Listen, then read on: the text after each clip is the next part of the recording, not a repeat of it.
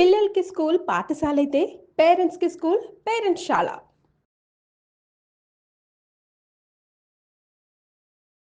నమస్తే. మీరు చూస్తుంది సుమన్ టీవీ. నేను మీ కీర్తి. నాతో పాటు ప్రముఖ ఆస్ట్రాలజర్ బ్రహ్మశ్రీ గోరుగుంట్ల సురేష్ బాబు గారు ఉన్నారు.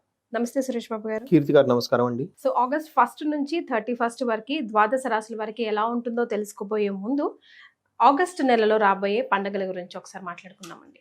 సో కీర్తి గారు, మనకి ఆగస్టు మంత్ వచ్చేటప్పటికి అష్టమితో స్టార్ట్ అవుతుందండి. అష్టమితో స్టార్ట్ అయ్యేది మాసం మనకి శ్రావణ మాసం అష్టమితో స్టార్ట్ అయ్యి సప్తమి భాద్రపద మాసంతో ఎండ్ అయిపోతుంది అనమాట. ఈ యొక్క 31 డేస్లో చాలా చాలా విశేషకరమైన పండగలు, తర్వాత పర్వదినాలు ఉన్నాయి. అవి ఏంటో చూద్దాం.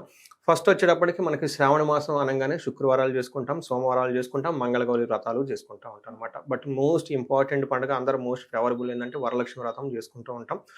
వరాలు మనకు ఉంటాయి కాబట్టి మనం అనుకుంటాం అడిగితేనే కోరికలు మనకు దేవతలు ఇస్తారని. అడగకుండా కూడా చాలా కోరికలకు మనకు ఆల్రెడీ అమ్మవారు ఇస్తూనే ఉంటారనమాట. ఒక మనిషి ఉదయం నుంచి సాయంత్రం లెగిసే వరకు 800 కోరికలు దేవతలు అడగకుండానే మనకి ఇస్తూ ఉంటారు. మనం చూస్తూ ఉంటాం, వింటూ ఉంటాం, నిద్రపోతూ ఉంటాం, లెగుస్తూ ఉంటాం. టిఫిన్ కావాలి, బ్రేక్ఫాస్ట్ కావాలి, లంచ్ కావాలి, డిన్నర్ కావాలి, స్నానానికి నీళ్లు కావాలి, ఐఫోన్ కావాలి, ఇన్స్టాగ్రామ్ కావాలి, యూట్యూబ్ కావాలి, ఇవన్నీ ఆటోమేటిక్గా వచ్చేస్తుంటాయి. మనం అడగం కదా, బై డిఫాల్ట్ వచ్చేస్తూ ఉంటాయి అనమాట. అలా వరాలు ఆటోమేటిక్గా మనకి ఇచ్చే లక్ష్మి కాబట్టి వరలక్ష్మి అంటారు. ఆ రోజున మనకి గ్రాటిట్యూడ్ చూపించాలి. ఇంకా వరలక్ష్మి వ్రతం చేసుకుంటాం, మంగళగౌరి వ్రతము. తర్వాత ఇది శ్రావణ మాసం, శివుడికి ఇష్టమైన మాసం కాబట్టి సోమవారాలు కూడా చేసుకుంటూ ఉంటారు. 9th కనుక చూసుకుంటే ఆ 9th డేటు చాలా ఎగైన 3-4 పండుగలు ఉన్నాయి. ఆ ఒక్క రోజులోనే 3 పండుగలు కలిసినాయి. ఒకటి రాఖీ పండుగ, 2 గాయత్రి మాత జయంతి, ఉపకర్మ, జంధ్యాల పండుగ అని అంటారు. ఇవి 3-4 కలిసిపోయి ఈవెంట్స్ అందులో ఉన్నాయి కూడా చాలా విశిష్టమైన రోజు అని చెప్పుకుంటారు. పర్టికులర్గా వేదాభ్యాసం చేసేవాళ్ళు, ఆధ్యాత్మికత ఉన్నవాళ్ళు, ఈ శ్లోకాలు, జ్ఞానము, తర్వాత రహస్యాలు ఇవన్నీ తెలుసుకోవాలనుకుంటే అది చాలా చాలా జంధ్యాలు మార్చుకుంటారు, జన్యు మార్చుకుంటారు ఆ రోజు. తర్వాత దీంతో పాటు మనకి శ్రీకృష్ణ జన్మాష్టమి ఉంది 16వ తారీఖు, 27వ తారీఖు వినాయక చవితి ఉంది. సో సిద్ధి బుద్ధి ప్రదాత, ఎవరికైనా సరే అటు అనుకున్న పనులు కావాలన్నా, బుద్ధి ఇంటెలిజెంట్ విభాగం పిల్లలకి కావాలనుకున్నా కానీ తప్పకుండా చేసుకోవాలి. వరలక్ష్మి వ్రతం ఎవరైతే చేసుకుంటారో కంపల్సరీగా ఇది కూడా చేసుకోవాలి. ఇది ఒక సీక్రెట్. ఎందుకంటే అమ్మవారి చెంచలాక్షి అటు ఇటు కదులుతుంటారు, ఒకసారి నిలకడగా ఉంటారు. బట్ అమ్మవారి స్ట్రాంగ్గా మన దగ్గరే ఎప్పుడు నిలబడి ఉండాలంటే దత్తపుత్రుడైన వినాయకుడిని పూజ చేసుకోవడం చాలా చాలా ముఖ్యం.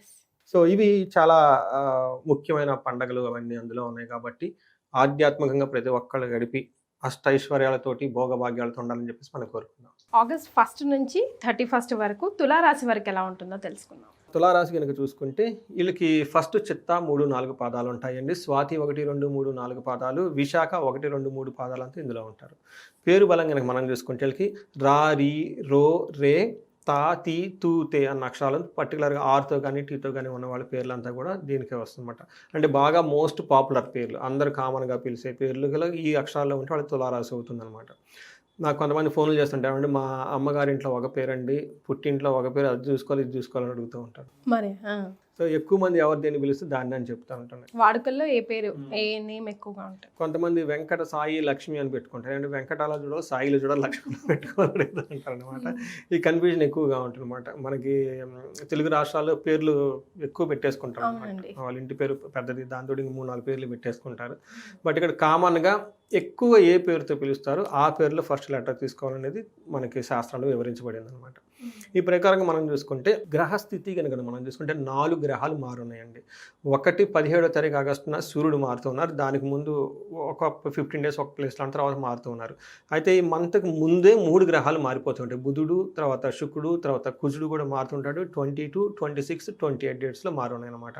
అంటే ఆల్మోస్ట్ ఈ మంత్ బిగినింగ్ నుంచి వచ్చేటప్పటికి 4 గ్రహాలు యొక్క ప్రభావం ఈ రాశి మీద ఉందని మనం గమనించుకోవాలి.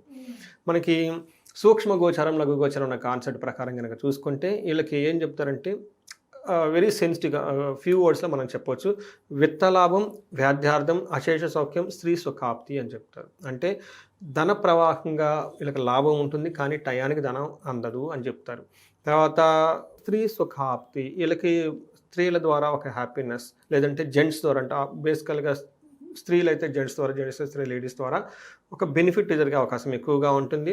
తర్వాత హెల్త్ విషయంలో కొంచెం జాగ్రత్తగా ఉండాలి అని చెప్తూ ఉంటారు అనమాట. అంటే ఒక రకంగా చూడాలంటే ఇది కొంచెం వీళ్ళకి మిక్స్డ్ రిజల్ట్ అని మనం చెప్పుకోవచ్చు. ఈ మంత్ మన సూర్యుడు 11వ ఇంట్లో ఉండటం వల్ల ఇది మంచి పొజిషన్, సూర్యుడికి చాలా మంచి పొజిషన్ అని చెప్పుకోవచ్చు. తర్వాత 5th హౌస్లో దృష్టి ఉండటం వల్ల 5th హౌస్కి సంబంధించిన విషయాలు, పిల్లలకు సంబంధించిన విషయాల్లో పెద్ద పెద్ద ప్లానింగ్లు చేయడానికి, స్ట్రాటజీస్ లాంటి ఫ్రేమ్ చేసుకోవడానికి, లవ్ రిలేటెడ్ మ్యాటర్స్లో అంత అనుకూలంగా ఉండదు.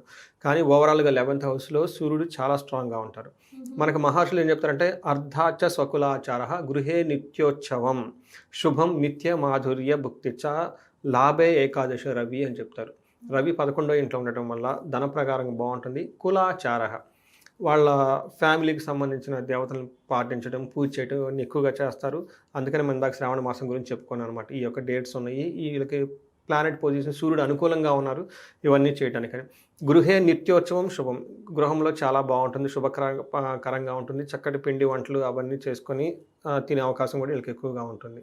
తర్వాత కుజుడు వీళ్ళకి అగైన్ మిక్స్డ్ రిజల్ట్ ఇస్తున్నారండి. ఒక రకంగా పాజిటివ్ సెన్స్లో చూస్తే ధన ప్రవాహం చాలా ఇస్తారు కుజుడు. కానీ కుజుడు 12వ ఇంట్లో ఉండటం వల్ల ఒక్క విషయంలో చాలా కేర్ఫుల్గా ఉండాలి. హాస్పిటలైజేషన్ అయ్యే అవకాశం ఎక్కువగా ఉంటుంది వీళ్ళకి. లేదంటే వీళ్ళ ఫ్యామిలీ మెంబర్స్ ఎవరికో ఒకరికి హెల్త్ బాగోకపోవడంతో తద్వారా హాస్పిటల్కి వెళ్ళే అవకాశం ఎక్కువగా ఉంటుంది. అక్కడ ధనం ఖర్చు పెట్టే అవకాశం ఎక్కువ ఉంటుంది. లేదంటే ఇంపల్సివ్ భయం, అనవసరంగా పోయేసి కొనుక్కొని వచ్చే అవకాశం ఎక్కువగా ఉంటుంది. సో ఈ విషయంలో కేర్ఫుల్గా ఉండాలి. ప్రవాసం, వ్యాధి పీడాంశ, బంధువైరం, ధనక్షయం, దేహ పీడాది సంచారం ద్వాదశకే కుజ అని చెప్తారు. అంటే అనవసరమైన ట్రావెల్ చేస్తారు, ధనం పోగొట్టుకుంటారు. అనవసరమైన పెద్ద పెద్ద టూర్లు పోగొట్టుకుంటారు, ధనం పోగొట్టుకుంటారు. లేదంటే వ్యాధి, హెల్త్ కాంప్లికేషన్స్ వల్ల ధనం పోగొట్టుకునే అవకాశం ఎక్కువగా ఉంటుంది.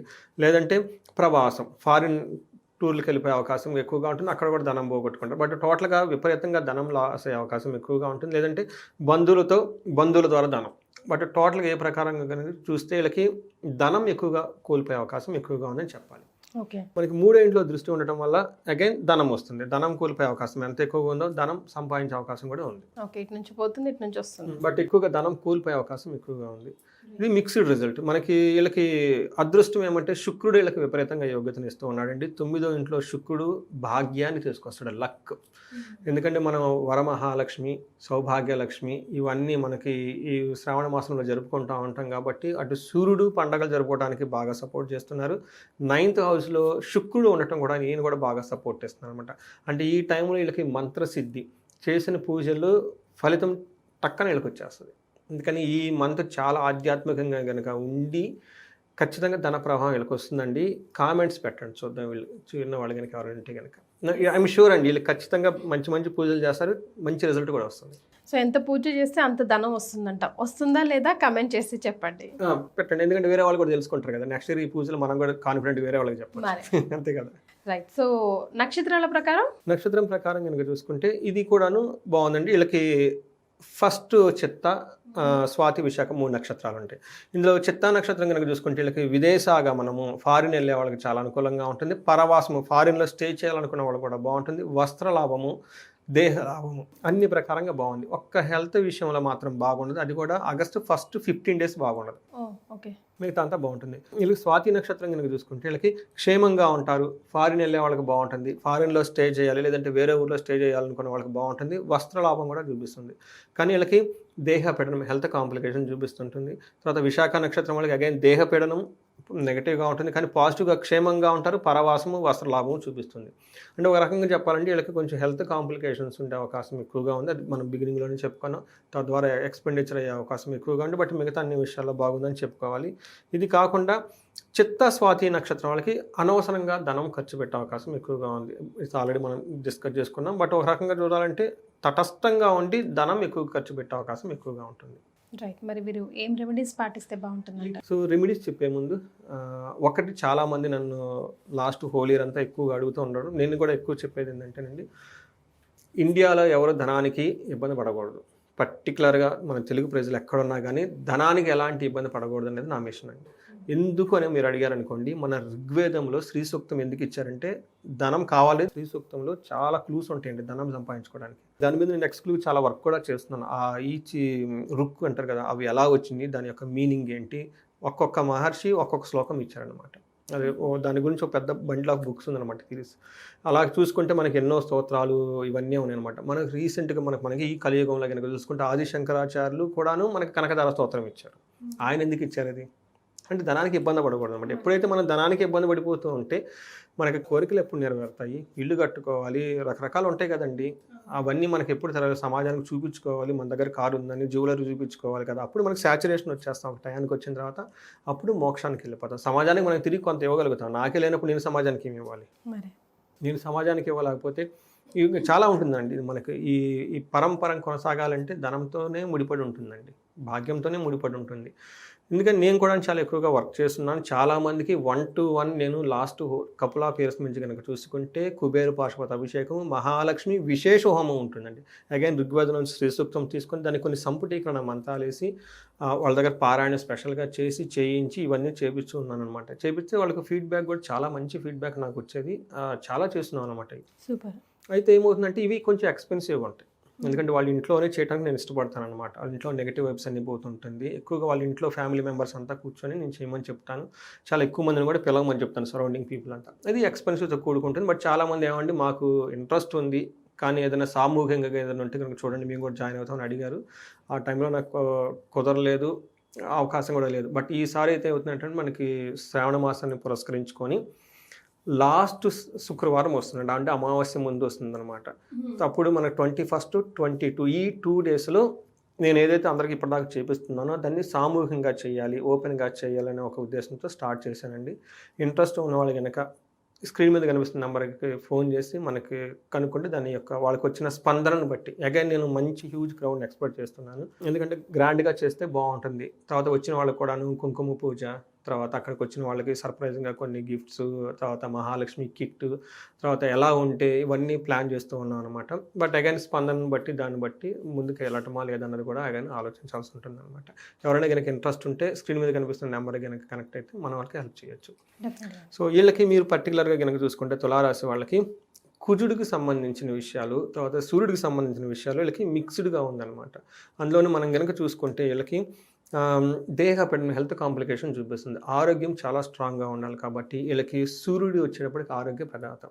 వీళ్ళకి సూర్యుడికి ఆరోగ్యం ఇచ్చినా కానీ, లేదంటే మనకి ఆదిత్య హృదయ స్తోత్రం అంటే, లేదంటే సూర్య అష్టకం అని ఉంటుందండి. ఇది చాలా సింపుల్, ఈజీగా ప్రతి ఒక్కరు చదువుకోవచ్చు. సూర్య అష్టకం చదువుకున్న దీనితో పాటు వీళ్ళు సుబ్రహ్మణ్యేశ్వర స్వామి భుజంగ స్తోత్రం అని ఉంటుంది, ఇది చదువుకున్నా, లేదంటే మానసాదేవి ద్వాదశ నామాలని ఉంటాయి. ఇది చాలా పవర్ఫుల్ అనమాట.